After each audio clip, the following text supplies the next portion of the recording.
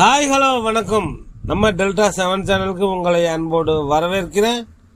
நம்ம இப்போ பார்க்க போகிறது தக் லைஃப் கமல்ஹாசன் கன்னட மொழி குறித்து பேசிய பேச்சு தான். தக் லைஃப் திரைப்படம் மணிரத்னம் டைரக்ஷனில் கமல்ஹாசன் நடித்து தயாரித்த இந்த திரைப்படத்துக்கான ஆடியோ லான்ச் சென்னையில் நடைபெற்றது. அந்த நிகழ்ச்சியில் கமல்ஹாசன் அவர்கள் பேசும்போது சிவராஜ்குமார் குடும்பம் குறித்து பெருமையாக பேசிட்டு, என் அண்ணன் மகன், நான் அவருக்கு சித்தப்பா என்றெல்லாம் பேசிவிட்டு, தமிழில் இருந்து பிறந்தது தான் கன்னடம் அப்படின்னு சொல்லிட்டார். அது மட்டும்தான் சொன்னார். கர்நாடகாவில் உள்ள கன்னட அமைப்புகள் தக்லை போஸ்டர் கிளிப்பு போராட்டம் பண்றதே கமல்ஹாசனுக்கு பகிரங்கமா மன்னிப்பு கேட்கணும்னு சொல்ல ஆரம்பித்து விட்டார்கள்.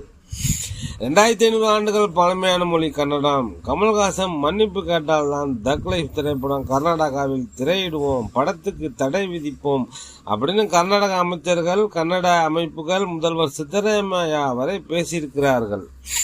Kannada film chamber, Kannada cinema வர்த்தக சபை 24 மணி நேரத்தில் கமல்ஹாசன் மன்னிப்பு கேட்கணும், இல்லைன்னா படத்துக்கு தடை விதிப்போம் அப்படின்னு சொல்லியிருக்காங்க. கமல்ஹாசனிடம் செய்தியாளர்கள் இது குறித்து கேட்டபோது அவர் அன்பு ஒருபோதும் மன்னிப்பு கேட்காதா அப்படின்னு சொல்லியிருந்தார். கமல்ஹாசனை நன்கு அறிந்தவர்கள் அவரும் மன்னிப்பு கேட்க மாட்டார், வருமானத்தை காட்டிலும் தன்மானம் பெரிது என நினைப்பார் என்று சொல்கிறார்கள். ஏற்கனவே ரஜினிகாந்த், சத்யராஜ் போன்றவர்கள் வருத்தம் தெரிவித்து மன்னிப்பு கேட்டிருந்தார்கள். காலா படத்துக்காக ரஜினிகாந்தும், பாகுபலி படத்துக்காக சத்யராஜும் வேற வழியே இல்லாமல் வருத்தம் தெரிவித்தார்கள். ரஜினிகாந்த், சத்யராஜ் போல் சராசரி நடிகராக்காமல் மொழியியல் அறிஞர்களால் நிரூபிக்கப்பட்ட உண்மையைத்தான் கமல்ஹாசன் சொல்லியிருக்கார். தமிழில் இருந்துதான் தெலுங்கு, மலையாளம், கன்னடம், துளு உட்பட எல்லா மொழிகளும் பிறந்தது. அனைத்து மொழிகளுக்கும் தாய் தமிழ்தான் என்கிற உண்மையை சொல்லியிருக்கார்.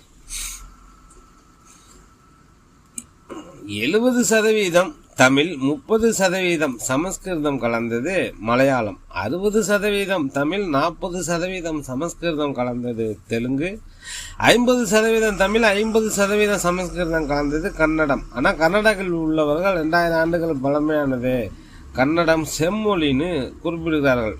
முதலாக செம்மொழி அந்தஸ்து இந்தியாவில் வழங்கப்பட்டது தமிழுக்கு தான். மன்மோகன் சிங்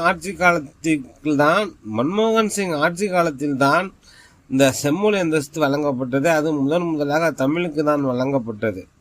தமிழுக்கு வழங்கப்பட்டதை பார்த்து அரசியல் அழுத்தம் கொடுத்து கன்னடம், தெலுங்குக்கும் செம்மொழி அந்தஸ்து வழங்கப்பட்டது. சிவராஜ்குமார் கமல்ஹாசனுக்கு ஆதரவாக கருத்து தெரிவித்துள்ளார்.